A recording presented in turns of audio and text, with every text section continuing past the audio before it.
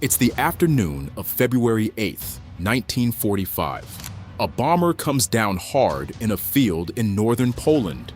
It tears through the frozen ground, slews sideways, and stops. Inside, a man is trying to get the hatch open. His hands won't cooperate. He weighs less than 40 kilograms. He has not eaten a real meal in months. The hatch gives. Cold air comes in. He looks out. There are soldiers in the field, running at the plane, and he starts to laugh. Because the uniforms are the wrong color. They aren't German. He is home. They point the rifles at his chest. His name is Mikhail Devyatayev. 9 other prisoners are in that aircraft with him. Between them, they have just done something that the historians who study this war still describe as close to impossible. They walked onto a secret Nazi rocket testing island, climbed into a German bomber none of them had ever flown, and took it into the air under the guns of the base that was holding them. They did it starving. They did it in stolen boots. And when they landed, their own country arrested them. This is not the story of the escape. This is the story of what the escape cost. And of the 12 years, it took the Soviet Union to decide that the man who flew that plane was not a traitor. A word about where this comes from, because it matters. For most of the last 80 years, this story has been told from one source, Devyatayev's own memoir, written decades later, published inside the Soviet Union, under a system that decided what a war story was allowed to say. That memoir is important. It is not neutral. But the filtration case, the internal security file opened on him the day he landed, has since been declassified. Roughly 150 pages. SMERSH certificates, interrogation protocols. It is held by the FSB Directorate in Tatarstan, and parts of it have been publicly described and exhibited. So we have 2 records now, the state's and his. They do not always agree, and where they don't, we're going to show you, rather than pick the version that tells better. Start with what he did, because you need it to understand what happened next. Devyatayev was a fighter pilot, shot down in 1944, captured, and, after a failed escape, sent through the camps under a dead man's name. Because a Soviet pilot who tried to run twice did not get a third chance, the camps eventually put him on Usedom, an island in the Baltic. And on that island, the Germans were building the V-2, the first ballistic missile in history, the weapon that fell on London without warning, because it arrived faster than its own sound. Devyatayev was prisoner labor on the airfield, clearing rubble, filling craters, which meant he was standing every day next to aircraft. He was a fighter pilot. A Heinkel 111 is a twin-engine bomber. The instruments are in German. The starting procedure is nothing like a fighter's. He had never sat in one. He watched. And here is where the 2 records first touch. In his interrogation, in the file, not the memoir, Devyatayev told Soviet investigators exactly how it was done. That the group had picked over wrecked aircraft in the scrapyard to learn the layout. That they had considered several possible planes. That they had watched, closely, how the ground crews started the engines. That they had been preparing for roughly 2.5 months. On the 8th of February, during the guards' lunch break, 10 prisoners walked onto that airfield, killed the sentry, and got into the bomber. The first attempt to take off failed. The second one didn't. Now, the part nobody tells you. When Soviet counterintelligence read that account, they did not hear a miracle. They brought in bomber pilots, experts, and the experts read the same story you just heard and said flatly, it cannot be done. A fighter pilot cannot take a loaded bomber off a runway on the second try, not without training, real training, months of it. So where, they asked, did a starving prisoner get 6 months of German flight instruction? And the answer that suggested itself was very simple. The Germans gave it to him. The thing that made him extraordinary became the thing that made him suspect. The better the escape, the more it looked like a lie. To understand why they thought that way, you have to understand what the Soviet Union thought of its own prisoners. Order 270, signed in 1941, it held that a Soviet soldier who surrendered was, by the act of surrender, a deserter, not a victim, a criminal. Millions of Red Army men went into German captivity. Most of them died there. The ones who came back into a system that had already decided what they were. So when the 10 men landed, they were not liberated. They were filtered, held, stripped, questioned for months. And then, at the end of March 1945, the state made a decision about them. 3 of the 10 were officers: Devyatayev, Krivonogov, Yemets. They were kept back, still under check, waiting for their ranks to be confirmed. They did not see combat again. The other 7 were sent back to the front.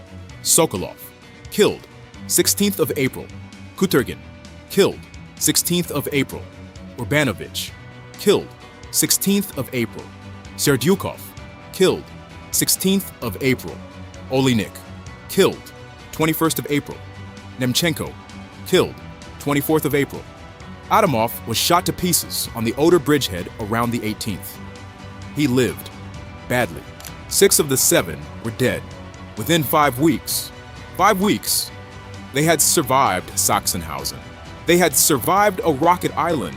They had survived a bomber taking off under fire with no training and no guarantee that any of them would live past the runway. And then they died on the Oder in a war that was 8 days from ending. Wearing the uniform of the country they had just flown home to, the escape saved them from Germany. It did not save them from us. We'll come back to the man in the plane and to a question in his own memoir that we could not make agree with the record.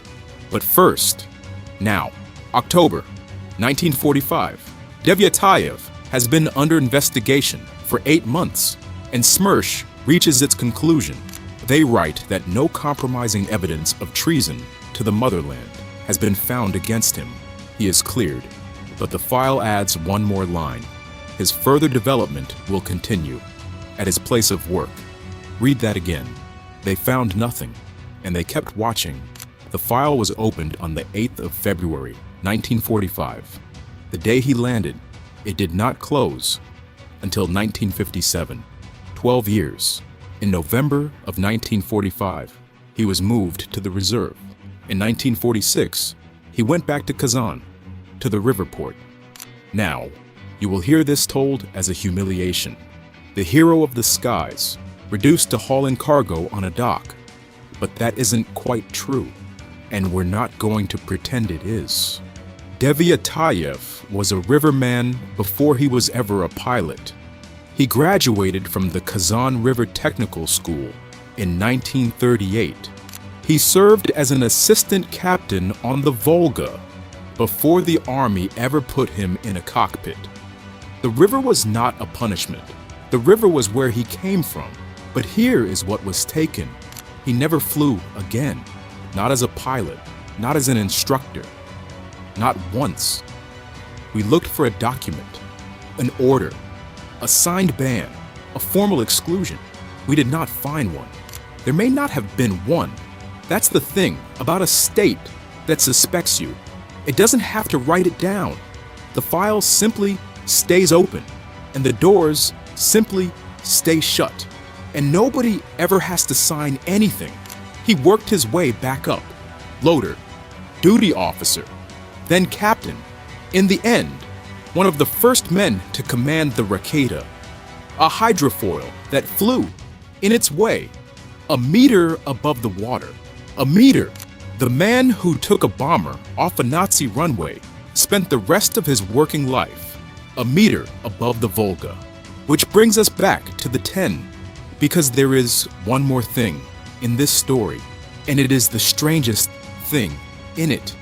Ivan Oleinik, one of the 7 anti-tank riflemen, 448th Rifle Regiment.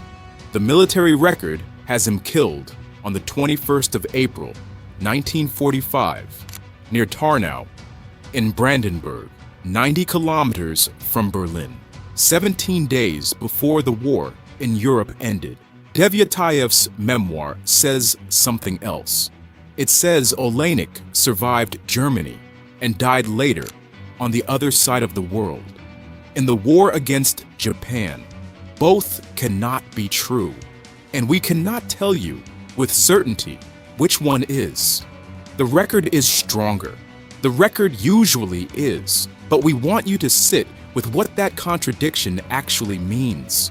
It means that the man who carried 9 other men out of a Nazi rocket base, who kept them alive, who got them across the front line, who was the reason any of them saw home at all, did not know where one of them died. He got the country wrong. He got the continent wrong. He got the war wrong.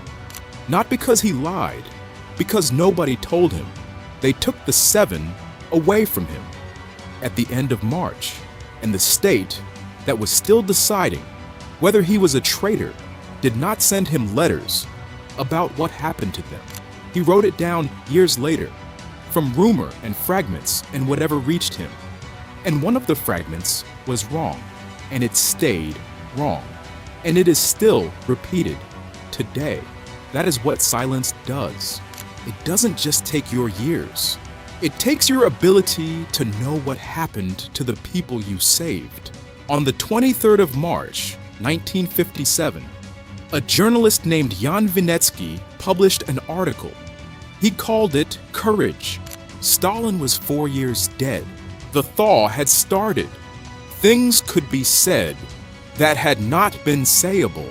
And somewhere in the machinery, Sergei Korolyov, the chief designer of the Soviet space program, the man who would put Sputnik in orbit that October, is said to have used his weight.